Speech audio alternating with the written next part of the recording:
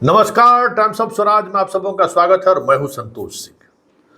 और आज हम टाइम्स ऑफ स्वराज में बात करने जा रहे हैं कि शिक्षकों की जो बहाली हुई है बीपीएससी के द्वारा, उस समय अतुल प्रसाद और के पाठक के आपसी अहंग की लड़ाई की वजह से बहुत सारे ऐसे शिक्षक बहाल हो गए।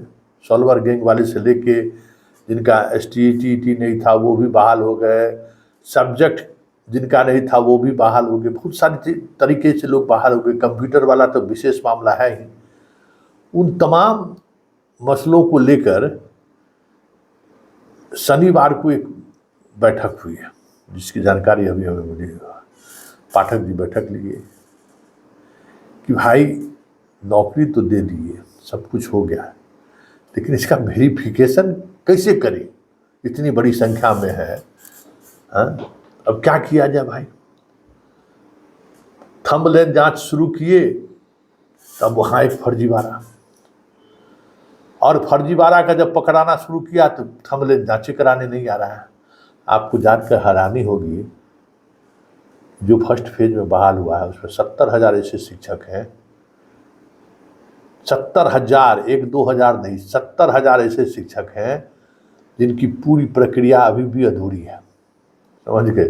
थंबनेल से लेके डॉक्यूमेंट्स वेरिफिकेशन तो छोड़ दीजिए, अपलोड नहीं किया है कि कब कौन ग्रेजुएट है, कौन कब क्या है, किस आधार पर नौकरी मिला है। 70,000 से अधिक, आप समझ जाइए। लगभग 2700 ऐसे शिक्षक मिले हैं जिनका थंबनेल का प्रॉब्लम हुआ है। वो भी थंबनेल अभी सबका जांच भी नहीं हुआ है। समझ गए। थंबनेल अभी सबका जांच भी नहीं हुआ है, तब ये स्थिति है।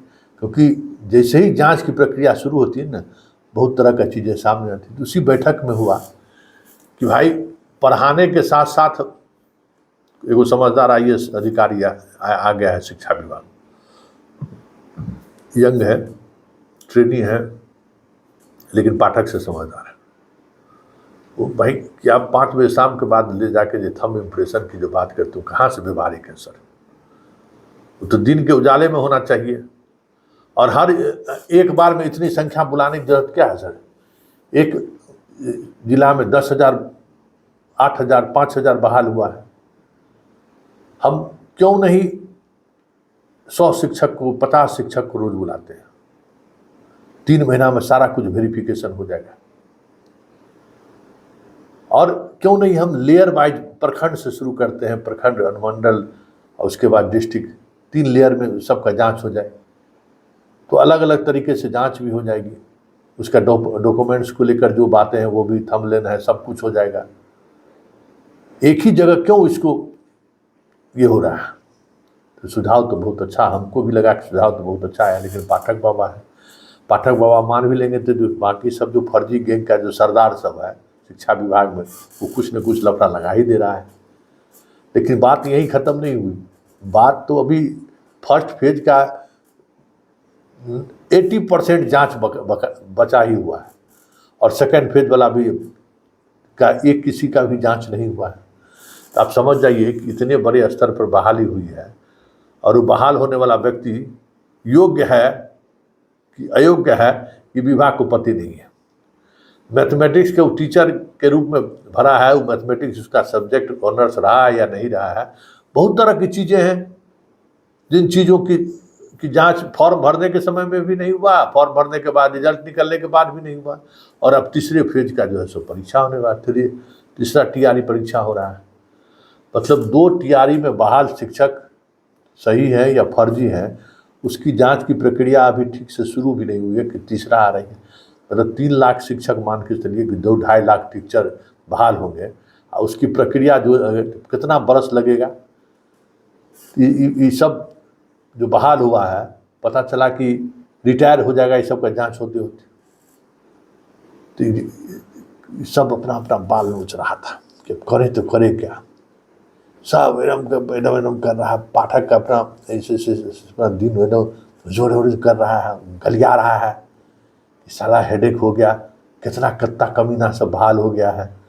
और सॉल्वर गैंग वाला जो गिरफ्तार हुआ है उस पर पुलिस अनुसंधान भी नहीं कर रहा है, क्योंकि अनुसंधान करेगा तो अतुल बाबू चल जाएंगे। तो अतुल बाबू को बचाने के लिए अनुसंधान नहीं हो रहा है। वैसे अतुल बाबू विदेश गए हैं, बेटा के पास चल गए हैं।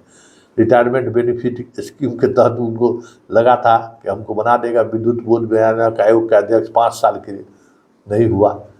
अब दिए हैं सूचना आयुक्त के लिए, वो पद खाली है वहाँ के लिए, वहाँ भी अभी दाल नहीं गल रहा है, क्योंकि बहुत दाल ही गलाए हैं, जिसकी सूचना अब धीरे धीरे ऊपर पहुँच रहा है। तो जब ऊपर पहुँचेगा तो सब तरह का चीज़ में हिसाब किताब होता है, तो उस हिसाब किताब में मामला अभी उलझा हुआ, पूरा तो हिसाब किताब क्लियर हुआ नहीं है। लेकिन बड़ी बात ये है कि इतनी बड़ी संख्या में बहाली हुई और उसका डॉक्यूमेंट्स वेरिफिकेशन भी शुरू नहीं हुआ, और अब 1 साल में नौकरी भी कन्फर्म हो जानी है। अब बताइए कितनी बड़ी समस्याओं से जूझ रहा है शिक्षा विभाग। एगो 2015 में नहीं, 2006 से लेकर 15 तक के बहाली की जांच के लिए बना, 10 साल 9 साल तक हाई कोर्ट मॉनिटरिंग करते रहा, ढाक का 3 पात कोई नहीं आया। एक बार फर्जी बहाल हो गया तो उसको निकलना बड़ा मुश्किल है। अब बताइए इतने बड़े स्तर पर जब बहाली हुई है, एक TRE 2 का तो किसी का जांच शुरू भी नहीं हुआ है, और TRE 1 का जांच हुआ तो हाल ये है जिसका आलम भगवाने है। तो यही इसीलिए कह रहे हैं कि तू डाल तो मैं पात। जितना फर्जिया शिक्षक है वो अपने तरीके से विभाग को मैनेज कर लिया, अभी ही मैनेज कर लिया है।